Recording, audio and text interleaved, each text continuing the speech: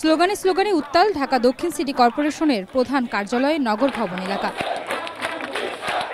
ইশরাক হোসেনকে মেয়রের দায়িত্ব বুঝিয়ে না দেয়ায় টানা বিক্ষোভ সমর্থকদের। এ সময় স্থানীয় সরকার উপদেষ্টার পদত্যাগের দাবি তাদের।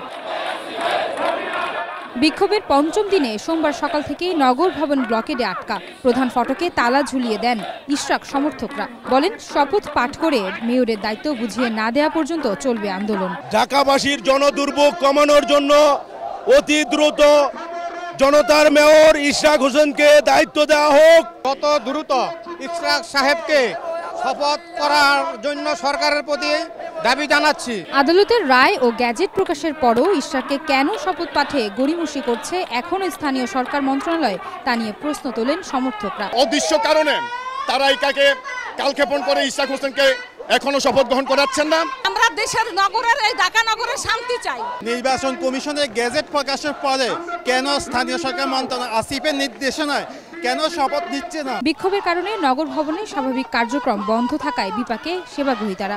তবে আন্দোলনকারীরা বলছেন, নগরের স্থায়ী উন্নয়নের ব্যবস্থা করতে এ কর্মসূচি।